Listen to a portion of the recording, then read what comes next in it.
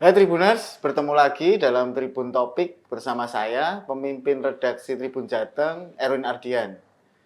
Tribuners, hari ini kantor Tribun kedatangan tamu cantik nih, sudah ada di sebelah saya. Beliau adalah Dewan Pakar PSMTI Pusat, Ibu Dewi Susilo Budiarjo. Ibu Dewi, selamat datang di kantor Tribun. Terima kasih Mas Erwin. Gimana Terima kabarnya? kasih Tribuners. Nyapa dulu saya. Iya. Tribuners yang sering lewat di jalan-jalan protokol di Semarang ya, akhir-akhir ini lihat ada poster gede wanita cantik, gambarnya Ibu Dewi ini udah banyak di beberapa jalan Jawa Tengah, di Semarang ya maksudnya. Bu Dewi kabarnya pengen maju di kontestasi Pilkada Semarang ya. Kemarin sudah ada beritanya loh, ada di beberapa partai. Gimana ceritanya? Minta izin dengan Tribuners bahwa saya akan maju Pilwakot 2024 Mas Erwin sebagai wakil wali kota. Iya. Ya, ikut meramaikan. Semoga dikasih kesempatan ya sama warga Semarang. Selama ini sih kita kenal Bu Dewi ini sebagai aktivis perempuan, juga pengusaha ya Bu ya. Kok tiba-tiba pengen masuk ke politik? Apa sih Bu yang melatar belakangi?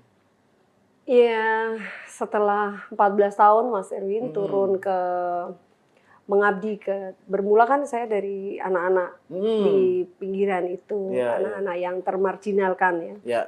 Kemudian panggilan ini makin besar dan akhirnya kenapa saya tidak mengabdi untuk Kota Semarang yang lebih bisa diserahin tanggung jawab. Gitu. Nggak takut capek Bu? Karena kan udah mapan ya, udah jadi pengusaha, udah enak, nyantai. Pingin capek Mas. Apa sih ujung dari sebuah pengabdian itu pasti ingin pengabdian yang jauh lebih yang lebih besar untuk masyarakat dan yang pasti hidup semakin berguna untuk orang banyak itu semakin menyenangkan Mas. Iya. Nah makanya mencoba ini untuk ikut masuk dalam pencalonan wakil wali kota. Bu Dewi boleh cerita sedikit dong backgroundnya dulu ini, Bu Dewi ini berangkatnya dari mana? Mulai dari masa kecil mungkin di Semarang ya? Semarang terus.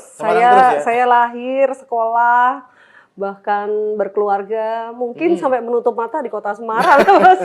Nggak mau berpindah saya. Boleh cerita dong dulu sekolah di mana aja?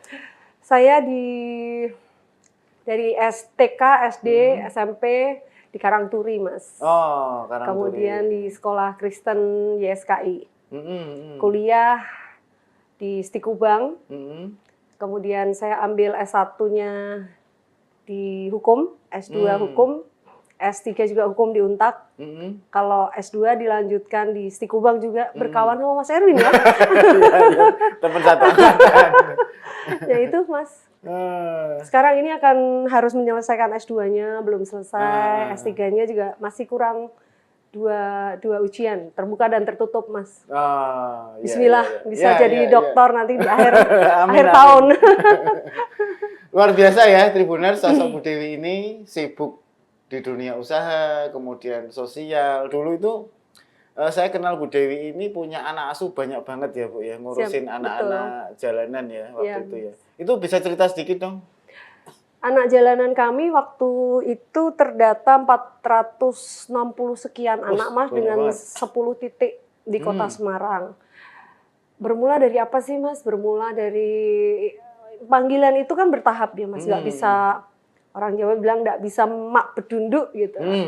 Bertahap ketika saya melihat penderitaan anak-anak, bagaimana menjadi anak ini yang harus sekolah dan yang pasti tahun 2010-2011 itu kami meneriakan yang namanya karakter building, di mana era Pak Jokowi kemudian meneriakan yang namanya revolusi mental. Padahal kita sudah meneriakan itu. Kenapa? Anak-anak kita ajari bagaimana mengucapkan terima kasih yang sepele aja, terima kasih, minta maaf, begitu Mas. Itu mungkin naluri seorang ibu ya Mas. Jadi akhirnya turun ke masyarakat dan kebetulan saya lebih tertarik di anak termarginalkan, di bawah jembatan, pembuangan sampah, bahkan di lokalisasi. Oh iya. Itu 400 tahun-tahun anak ya? 450 anak. 450. Itu tentu juga butuh selain waktu juga butuh biaya lumayan juga ya Bu ya. Siap, Nanganin betul. itu ya. Mungkin ada pengalaman yang nggak terlupakan lah selama berinteraksi dengan anak-anak itu. Pernah ketemu yang menarik? Menarik Mas, dan itu menjadi sebuah PR besar kita bersama, di mana awalnya saya yang belum pernah turun ke jalanan Mas, kemudian lihat anak saya di rumah punya anak saya itu kalau disuruh duduk anteng itu susah Mas, nanti belok kanan, belok kiri gitu. Tapi kok anak-anak ini kok ketika kita ajarin di rumah singgah itu kita interaksi, mereka diam Mas. Ternyata mereka anak-anak yang menggunakan narkoba dalam usia kecil. Nah itu menjadi PR besar kita bersama. Ketika itu saya semakin tergugah dan semakin tertantang. Banyak sekali Mas ternyata di anak-anak jalanan, anak-anak marginal itu. Kenyataan-kenyataan seperti itu. Begitu Mas Erwin. Itu ya enggak ya apa terbayang sih ya, anak sekecil itu sudah menghadapi Kerasnya yang ya, keras ya. di jalanan. Harusnya pemerintah juga hadir ya di sini ya. Nah, waktu itu Ibu Dewi berkecimpung di dunia sosial ya. Iya. Itu banyak dukungan juga, Bu, dari mana aja? Yang pasti saya tidak pernah meminta donasi, Mas. Saya memiliki yayasan yang saya biayai sendiri. Kami bergerak dan beraktivitas di bawah naungan Yayasan Berkat Bagi Bangsa. Nah, yayasan itu sekarang kita barusan kemarin ulang tahun, 14 tahun, Mas. Oh, sudah 14 tahun. 14 tahun, Mas. Kita kenal juga lama ya, Mas Erwin. Iya. Tribun Jateng ini cukup juga membesarkan saya. Terima kasih ya Mas Erwin. Dan luar biasa, kami belum pernah untuk meminta bantuan pemerintah atau apa. Iya. Kita biayai sendiri. Alhamdulillah, puji Tuhan. Terus kemudian kan ini dari pengusaha ke sosial mau masuk ke politik. Tadi Bu Dewi cerita ada putra-putri. Siap, betul. Ada keluarga juga. Ada keluarga. Tanggapannya gimana? Kok mah ngapain sih? Nyari kerjaan aja gitu. Kalau anak-anak, apapun yang saya putuskan, anak-anak percaya bahwa apa yang saya ambil, langkah yang saya akan jalani adalah yang terbaik. Dan puji Tuhan, kedua anak saya selalu mendukung apapun yang saya putuskan. Suami pertamanya seperti yang Mas Erwin bilang, cari apa sih sebetulnya gitu ya. Tetapi beliau tahu, mengenal banget siapa saya, akhirnya ya hanya pesannya hati-hati. Oh, hati-hati di jalan ya. Hati-hati di jalan. Tapi merestui ya? Merestui. Iya. Dan memang sebuah kebahagiaan ya Mas Erwin ketika perjalanan kita itu dari rumah sudah direstui. Jadi kalau pamit atau minta izin, karena apapun seorang perempuan yang aktif di luar rumah, pasti ada waktu-waktu yang di rumah itu terkurangkan. Tidak ada kata sempurna, hanya dukungan orang-orang di dalam rumah lah yang membuat kita bisa berhasil di luar rumah. Jadi itu ya Tribuners, sudah mapan, ya, sudah hidup enak, tapi butuh tantangan lagi nih, butuh tantangan, ingin memberi manfaat lah ya ke sesama. Gitu ya tujuannya utama ya. Betul. Dan saya memang berdoa, minta kesempatan kepada Tuhan Yang Maha Esa, menutup mata menjadi orang yang berguna bagi banyak orang. Amin. Tapi Bu, ini kan kita masuk ke kontestasi Pilwalkot ya. Nanti kan rencananya November. Kemarin saya juga ngikuti terus, ada beritanya selain tokoh-tokoh lain, Ibu Dewi sudah mendaftar atau masuk di beberapa partai ya. Betul. Boleh cerita sedikit dong, partai mana aja? Hari ini saya sudah memasukkan formulir ke PSI. Betul. Kemudian kemarin kalau di Gerindra bukan formulir ya Mas, mereka memakai istilah penjaringan. Iya. Penjaringan. Kemudian kemarin mengambil Demokrat.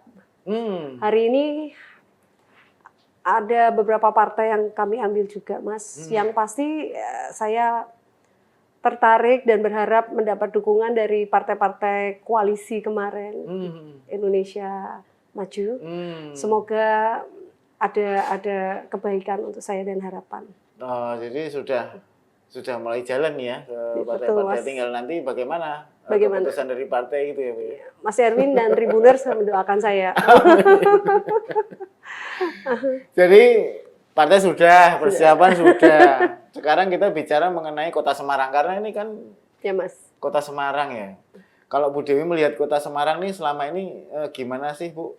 Pembangunan di Kota Semarang ini sudah seperti apa? Kemudian butuhnya apa? Sudah ada gambaran belum? Yang pasti cinta saya untuk Kota Semarang itu absolut. Karena saya tadi mengatakan di awal saya lahir di sini, besar di sini, bahkan menutup mata di sini. Iya. Kota Semarang sejauh ini tidak ada pembangunan yang maksudnya setiap kepala daerah pasti mempunyai plus dan minus ya, Mas. Ya. Maka kalau saya boleh berkata ya Semarang sampai sejauh ini dari kita kecil udah banyak kemajuan ya, Mas ya. Banyak dan cukup menarik, Mas. Kalau diizinkan mengabdi pastinya kita akan berkata kita akan membuat perubahan-perubahan yang luar biasa seperti visi misi yang saya sodorkan untuk Kota Semarang. Harapannya visi saya adalah Kota Semarang yang semakin sejahtera dengan semangat Cita Nirmala. Nah ini yang saya Cita Nirmala. Iya betul. Cita Nirmala itu kita ambil dari Pak Jokowi kan punya nawacita ya, Mas. Ya, ya. Pak Prabowo Astacita. Nah saya mencoba merangkai menjadi sebuah visi dari perjalanan saya. Dengan namanya Cita Nirmala. Cita Nirmala sendiri ada singkatannya, Mas. Apa, Mbak? Cita itu cerdas, inovatif, tegas, dan arif.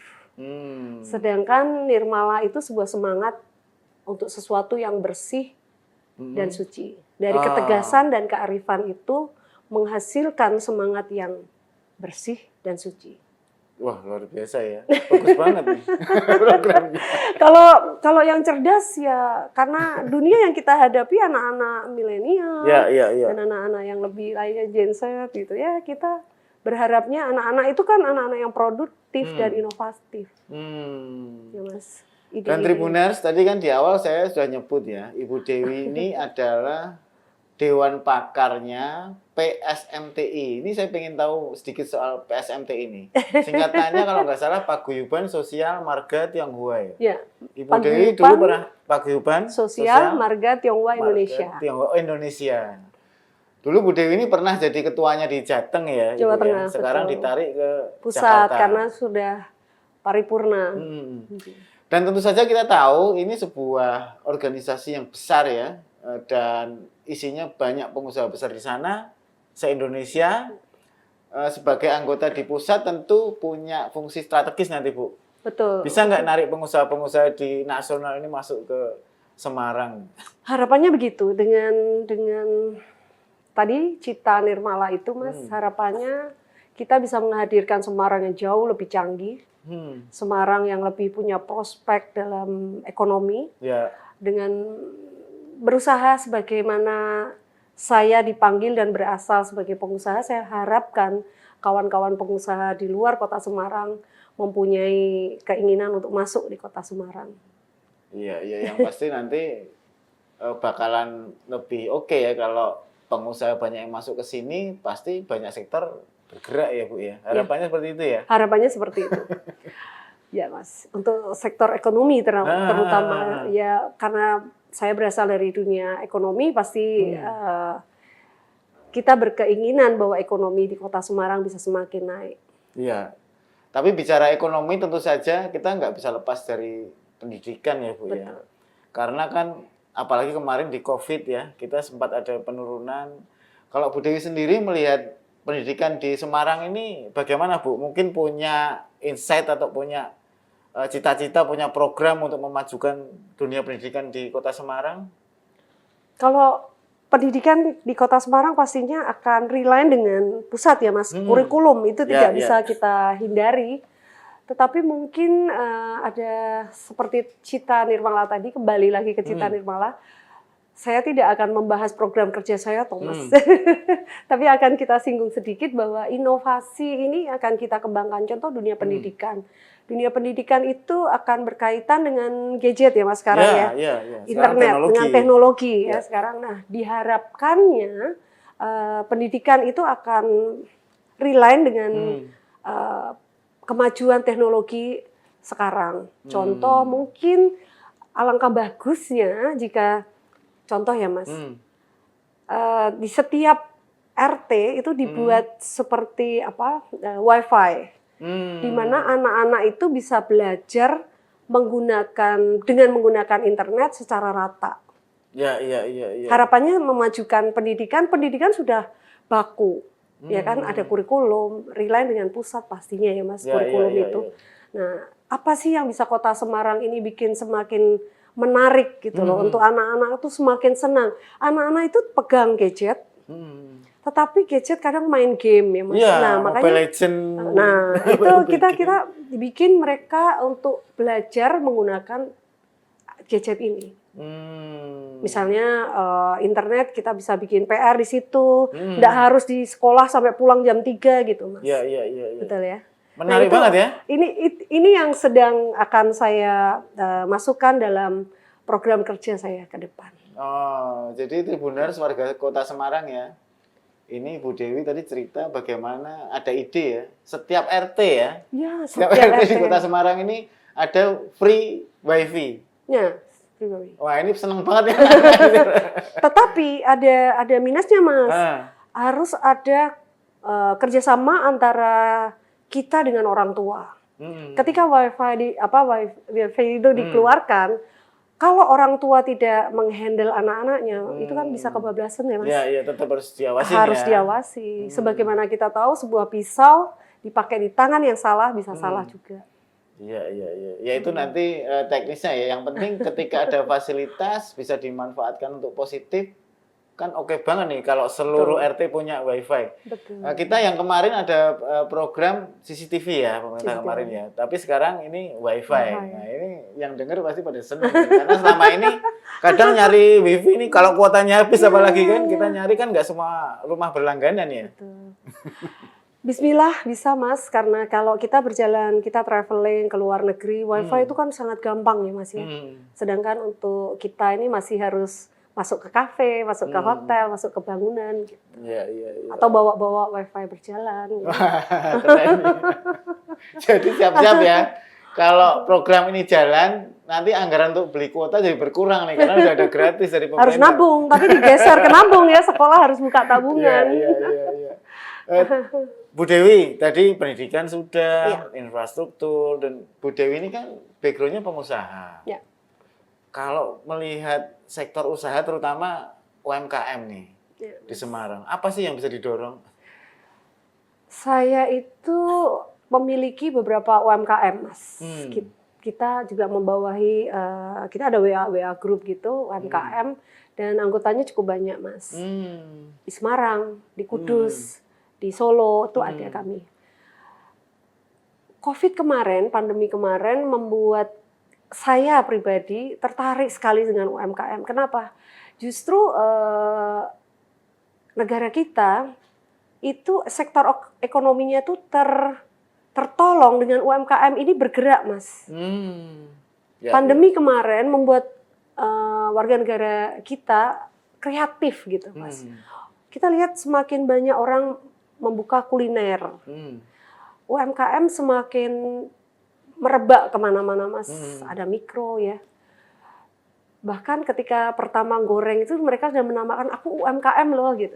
Tapi itu sah-sah saja membuat kita ini membuat kita ini semakin kagum gitu ya. Di tengah pandemi mereka masih punya pengharapan dan mereka masih survive dengan cara seperti itu. Maka saya kurang setuju ketika dikatakan pelaku UMKM. Saya lebih suka pengusaha UMKM gitu. Nah, iya. Betul ya Mas ya? Kalau pelaku biasanya pelaku kejahatan. Ya, benar. Mereka ekonomi kita terbantu sekali dengan UMKM. Dan saya rasa UMKM ke depan pemerintah harus makin membantu, Mas. Problem pengusaha itu apa sih, Mas? Misal kita bantu, yang paling susah di UMKM itu mendapat sertifikat halal itu, Mas, ya kan? Mungkin ada kerjasama yang bisa membantu dan meringankan UMKM. Mungkin salah satunya itu, Mas. Sama modal juga biasanya ya, kadang-kadang modalnya ini. Tapi kalau model kan memang itu ya, Mas, beberapa bank sudah membuka seperti KUR dan sebagainya. Tribuners, menarik ya tadi ya ngobrol sama Ibu Dewi Susilo Budiarjo, Dewan Pakar PSMTI Pusat tentang Kota Semarang.